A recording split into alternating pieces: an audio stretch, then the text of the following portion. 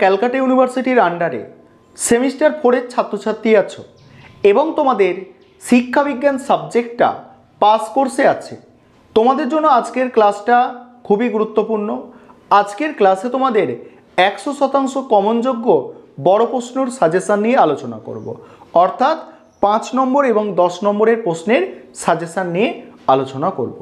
প্রথমে 10 নম্বরের প্রশ্নের সাজেশানটা আলোচনা করব।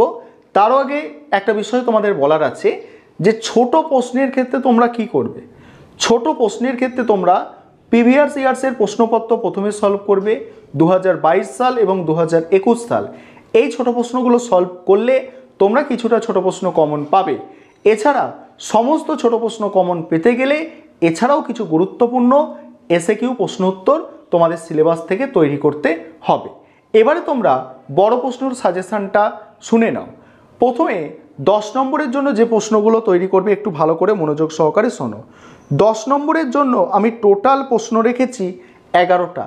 তার মধ্যে প্রথম 8টা প্রশ্ন মোস্ট ইম্পর্টেন্ট।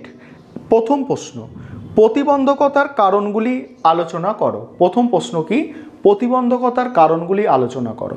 এখানে প্রতিবন্ধকতা বলতে শিক্ষণ প্রতিবন্ধকতার কথাই বলা হচ্ছে, অর্থাৎ শিক্ষাক্ষেত্রে যে প্রতিবন্ধকতা সেটার কথাই বলা হচ্ছে। পরের প্রশ্ন, অন্তর্ভুক্ত সমাজ গঠনে যে কোনো দুটি গণমাধ্যমের ভূমিকা আলোচনা করো। 3 নম্বর প্রশ্ন, অন্তর্ভুক্তিকরণ বলতে কি বোঝো? অন্তর্ভুক্তিকরণের বাধাগুলি আলোচনা করো। 4 নম্বর প্রশ্ন, দৃষ্টি প্রতিবন্ধকতার সংজ্ঞা দাও। দৃষ্টি প্রতিবন্ধকতার সমস্যাগুলি ব্যাখ্যা করো। 5 নম্বর প্রশ্ন, তপশিলি জাতি ও তপশিলি উপজাতি কাদের বলা হয়?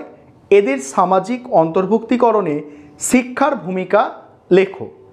6 নম্বর প্রশ্ন শোনো, শান্তিপূর্ণ সহাবস্থান বলতে কি বোঝো?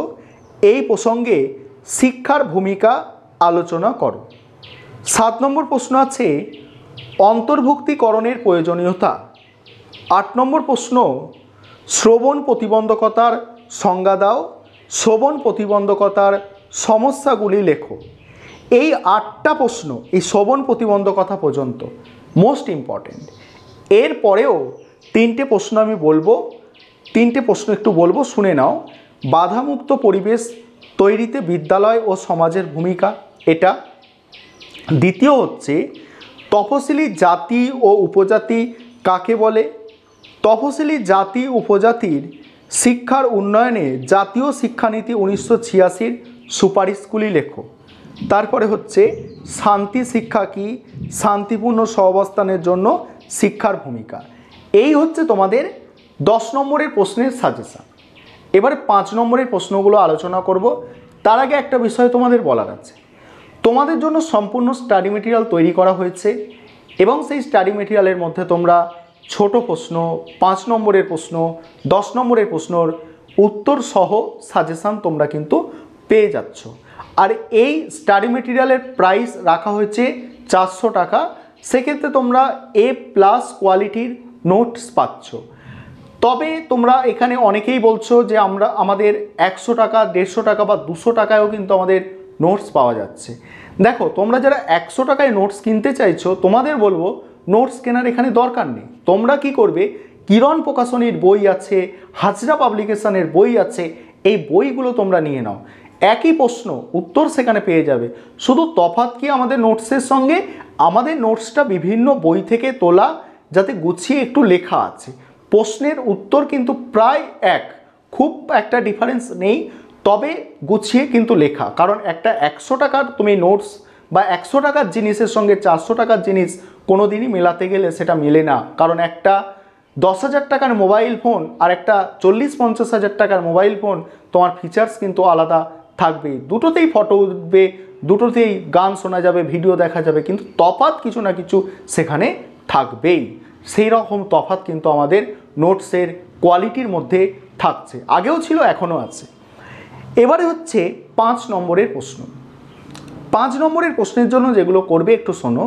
প্রথম প্রশ্ন, অন্তর্ভুক্তিমূলক সমাজ গঠনের যে কোনো 5টি উপাদান লেখো। পরের প্রশ্ন, বাধামুক্ত পরিবেশ সৃষ্টিতে সমাজের ভূমিকা আলোচনা করো। 3 নম্বর প্রশ্ন, অক্ষমতার ধারণা দাও। 4 নম্বর প্রশ্ন, ব্যাহত দৃষ্টিসম্পন্ন শিশুদের 5টি সমস্যা লেখো। পরের প্রশ্ন, সামাজিক অন্তর্ভুক্তিতে শিক্ষার ভূমিকা। 6 নম্বর প্রশ্ন, বহু কৃষ্টিমূলক সমাজের জন্য শিক্ষার ভূমিকা আলোচনা করো।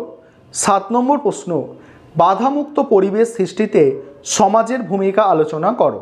আর 8 নম্বর প্রশ্ন, শিখন অক্ষমতার 5টি নির্দিষ্ট সমস্যা আলোচনা করো।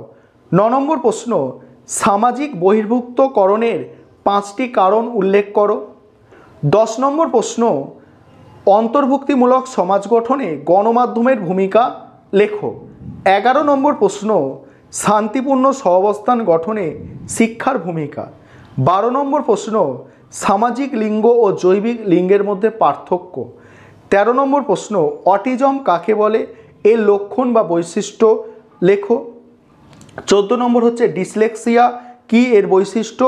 15 নম্বর হচ্ছে অন্তর্ভুক্ত সমাজ গঠনে বিদ্যালয়ের ভূমিকা। এখানে যে 15টা প্রশ্ন বললাম আমি 5 নম্বরের, এর মধ্যে প্রথম 10টা প্রশ্ন তোমাদের জন্য মোস্ট ইম্পর্টেন্ট। পরীক্ষায় কতটা কমন পাও অবশ্যই পরীক্ষা দিয়ে এই ভিডিওর নিচে কমেন্ট বক্সে তোমরা জানাবে। আর এবছর 2024 সালে প্রশ্নপত্র একটু টাফ হচ্ছে, তাই একটু তোমাদের ভালো করে পড়াশোনা